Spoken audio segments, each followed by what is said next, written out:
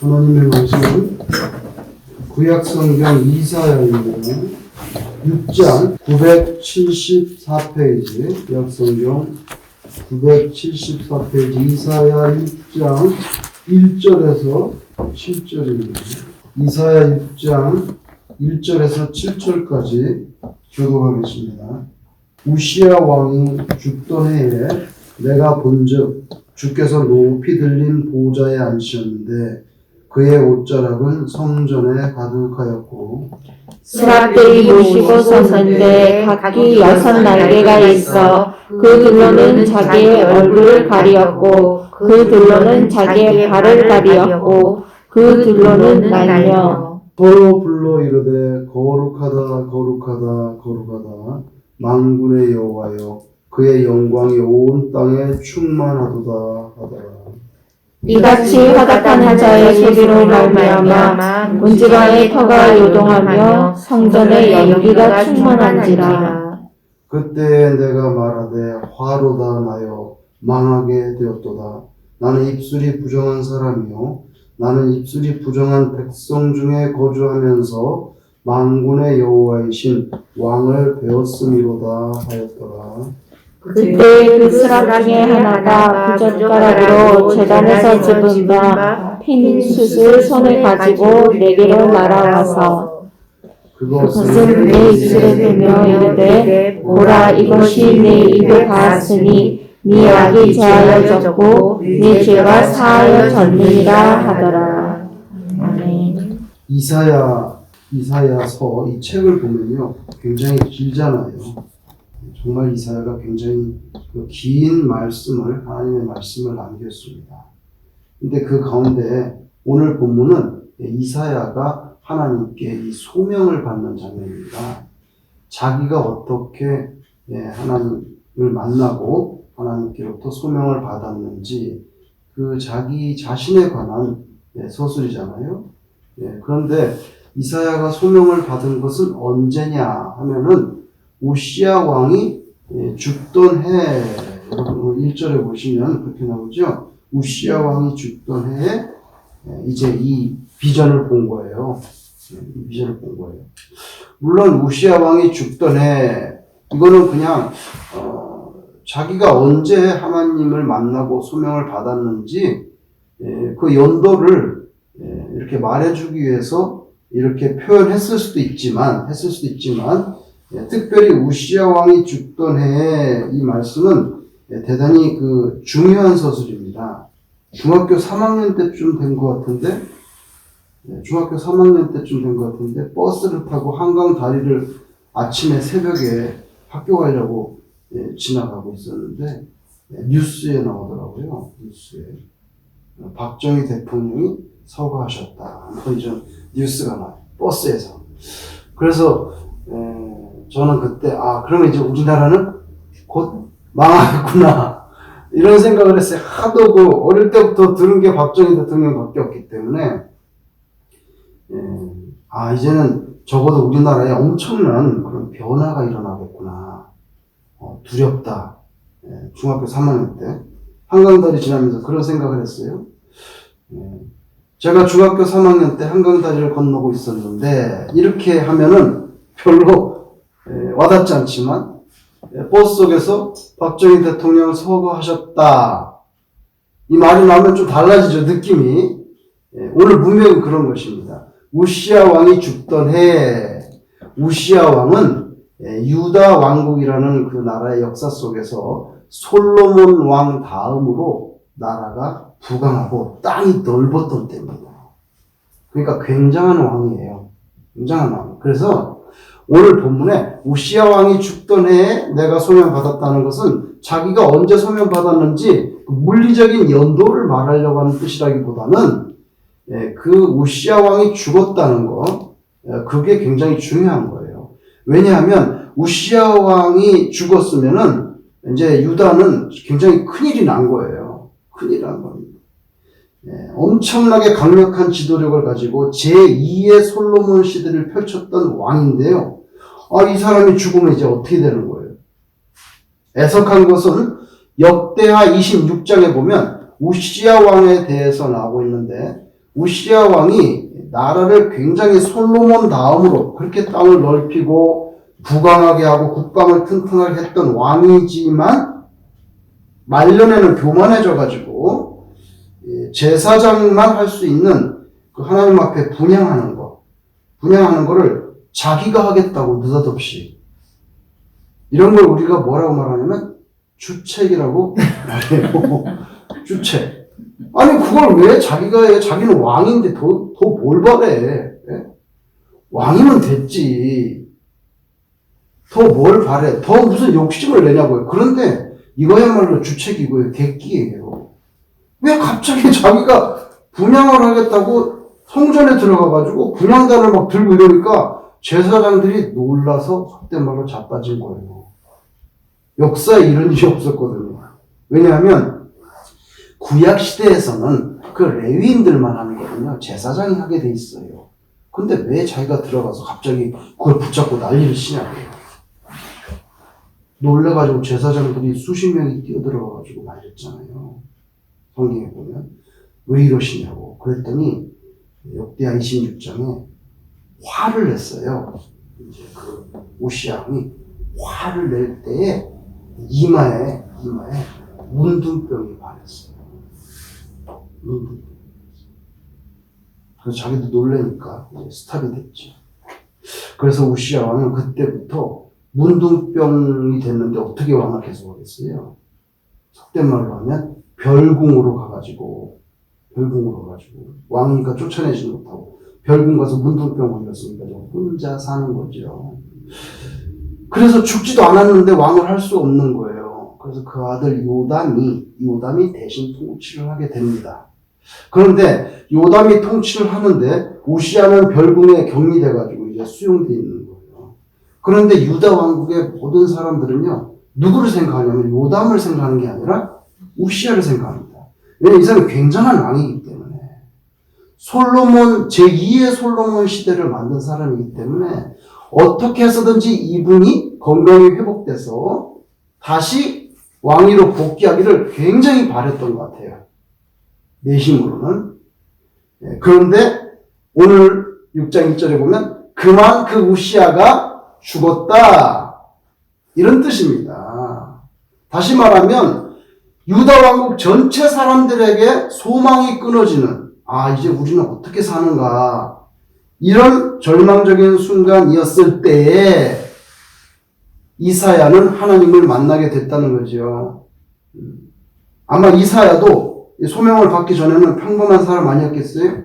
자기도 우시야 왕이 회복돼서 다시금 그 유다 왕국이 솔로몬 시대처럼 계속해서 부강하고 그렇게 굉장한 나라가 되기를 간절히 바랬던 것 같은데 우시야가 죽으니까 너무 마음이 허전하고 절망 가운데 빠져서 성전에 갔던 것 같아요.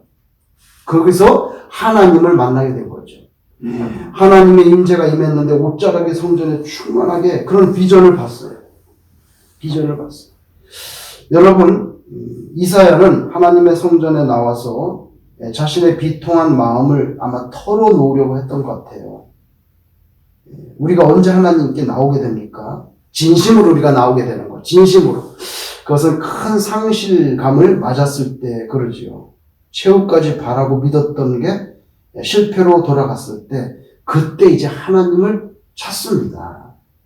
드디어 찾는 거죠. 살아계시고 온 세상을 통치하시고 계신 하나님을 만나게 됩니다. 유다 백성들이나 이사야나 다 보기를 원했던 것은 우시야가 병을 극복하고 이제 깨끗하게 돼서 다시 나오기를 그렇게 바랬지만 그 우시야는 나오지 않았고 살아계신 하나님을 이제 이사야가 만나게 됩니다. 여러분, 우시야가 그렇게 분향단을 잡고 난리를 쳤던 것은 신정 정치에 대한 욕심이 있어서 그래요. 제사장까지 하려고 해요. 근데 그건 교만이에요. 하나님이 이미 축복을 주셨어요. 나라도 잘 됐고 자기는 왕이 됐습니다. 그런데 왜 쓸데없는 욕심을 부려서 그럽니까? 교만하기 때문이죠. 이건 제 말이 아니고요. 역대하 26장 16절에 이렇게 되어 있습니다. 그가 강성하여지매, 그러니까 잘 될 때 조심해야 돼. 비리비리하고 별 볼 일 없을 때는 뭐 교만할 게 없잖아요. 건덕지가 없어요. 다 교만해지는 게요. 잘 되고 뭐 대단해질 때 교만해지는 거죠. 사람이 비리비리할 때는 뭐 비리비리하면 어떻게 되죠? 비리비리 비린내 나요. 비린내 나지 교만해질 게 없어요. 그런데 잘 되면 교만해져. 분명히 말씀합니다. 역대하 26장 16절에 그가 강성하여짐에 그의 마음이 교만하여 이렇게 나옵니다. 그의 마음이 교만하여 그 다음에 악을 행하여 근데 그 악이 뭐냐? 그의 하나님 여호와께 범죄하되 그게 뭐냐고? 곧 여호와의 성전에 들어가서 향단에 분향하려 한지라. 이거는 레위만 하도록 하나님이 다 법을 정해놨잖아요. 근데 그것까지 자기가 다 하려고. 여러분 그 경제적인 부유함, 군사적인 능력 이런 거로 하나님의 나라가 세워지는 건 아니죠. 희생 제물, 그 제사, 즉 하나님께 죄를 진심으로 회개하는 그 영성으로 그런 영성을 가진 사람들이 많아질 때 하나님의 나라가 세워지는 거죠. 우시아는 이런 사실들을 우습게 여깁니다. 그까짓 거고 분향단 그게 뭐 대단한 거라고 나도 하면 되는 거지. 이게 문제가 되는 거예요. 하나님의 일을 우습게 하는 거죠. 우습게 하는 거예요. 자기가 이제 나라를 크게 일으키고 보니까 그게 다 우스워 보이는 거예요. 주의 일이라는 게. 하찮아 보이고. 그까짓 게 뭐 레위인들만 하냐? 나도 가서 한번 들면 되지 뭐. 그게 뭐 무겁냐? 나도 하면 되지. 여러분 지금도 수많은 사람들이요. 돈 많이 벌고 큰 명예와 높은 자리에 올라가고 또 실질적인 권력을 내가 손에 쥐는 거. 막강하죠 여러분. 높은 자리에 앉으면 말 한마디로 일사천리로 부하들이 움직이잖아요. 이런 것으로 살아보고자 합니다. 그런데 하나님은요, 그렇게 사는 거 원하지 않으세요. 하나님께 대한 진실된 예배로 사는 법을 너희들이 배워라. 그걸 원하시지요.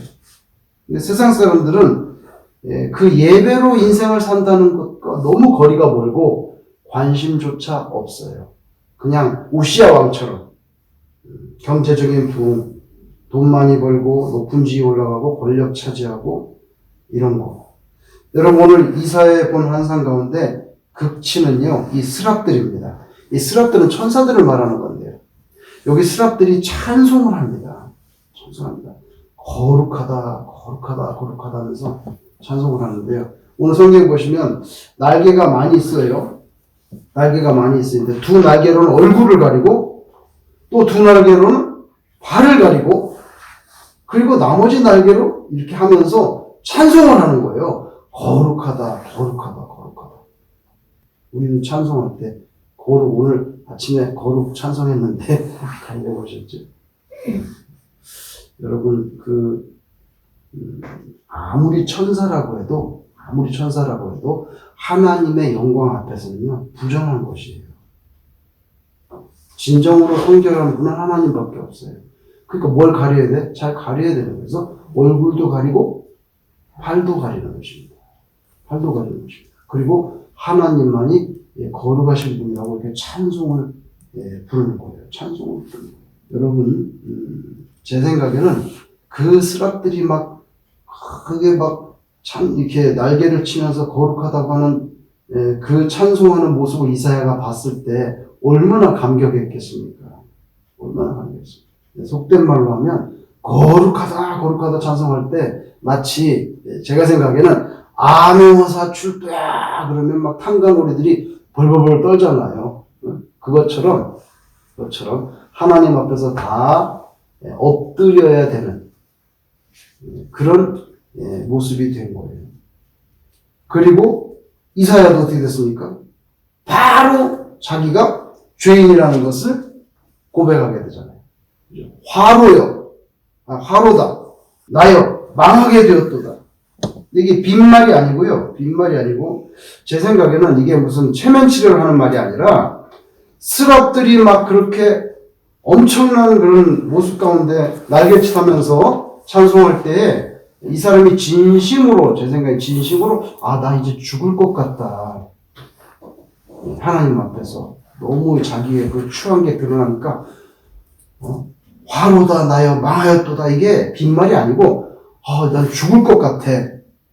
이런 입장이 된 것이 아닌가. 그런데 그가 고백한 가장 자기의 핵심은 뭐냐면 자기 입술이 부정하다는 것입니다.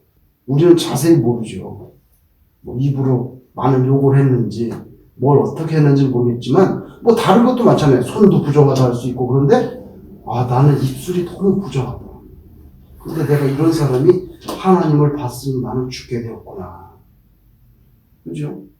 그럴 때 오늘 본문에 보면 스랍 하나가 이제 핀 숯을 갖고 가지고 솔로몬 이사야에게 입술에 이렇게 대어졌습니다.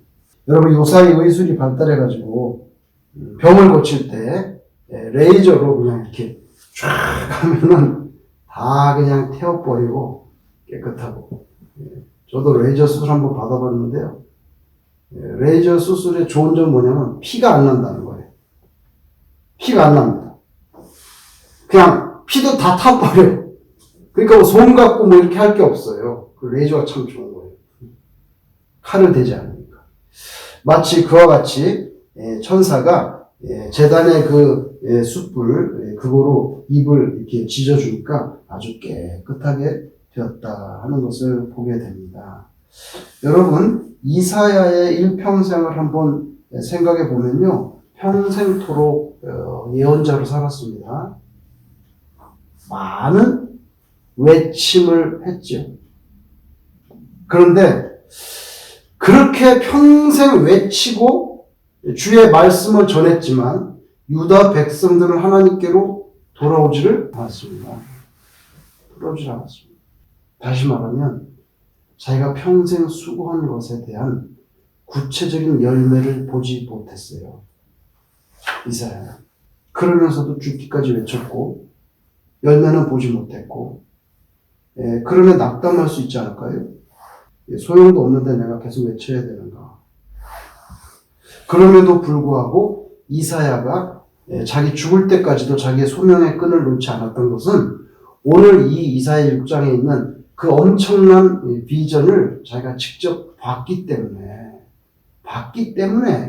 하나님을 떠나지 않고 그렇게 끝까지 하나님의 충성된 선지자로 살 수 있었던 것이 아닌가 이런 생각을 하게 됩니다. 그리고 여러분 또 중요한 게 있어요. 앞으로 오실 메시아. 그 메시아의 핵심은 십자가 사건이 아니겠어요? 구원하고. 근데 그 메시아가 고난받게 된다는 거. 어린 양처럼. 그죠?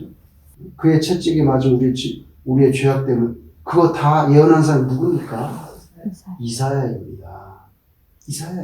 그는 유다 백성을 향해서 끝없이 외쳤지만 그들이 돌아오는 열매를 보지 못했지만 하나님께서는요. 그 부정한 입술을 찢어가지고 가장 중요한 메시지를 남깁니다. 바로 메시아에 대한 이야기죠. 메시아에 대한 이야기입니다. 그리고 여러분 복음서에 보면 예수님께서 회당에 들어가시네. 예수께서 이사야의 글을 읽으셨습니다. 여러분 저와 여러분에게 중요한 것은 하나님 앞에서 내 부정한 부분 그것에 대한 깨달음과 내가 예수님의 피로 그 모든 부분이 씻겨야 되겠구나 하는 그 절박한 인식입니다. 많은 사람들이 우시아에 대해서 생각했습니다. 그러나 진짜 중요한 것은 우시아가 아니고 하나님과의 관계지요. 관계. 그게 제일 중요합니다. 오늘도 마찬가지예요. 저와 여러분이나 우리 가슴 속에는 항상 그런 막강한 거, 그죠? 부강한 거, 그런 것에 대한 극으로 살아야 되는데, 돈도 많이 벌어야 되고, 뭐 이것도 해야 되고, 이것도 해야 되고, 이게 극으로 살아야 되는데, 이런 생각으로 우리가 꽉 차 있습니다. 그러나 하나님께서 원하시는 것은 진정한 예배자로서 하나님 앞에 이렇게 엎드리는 거, 그걸 가장 원하신다. 이사야는 아마 그런 사람으로 변화가 된 것 같아요. 그래서 하나님께서는 그를 사용해 주십니다. 저와 여러분이 이 땅에 있는 동안에 허황된 것에 대해서 너무 치심하지 말고 오직 거룩하신 성삼위일체 하나님 앞에 내가 늘 겸허히 엎드려야 된다. 그 신앙으로 사실 수 있기를 주님 이름으로 축원합니다. 아멘.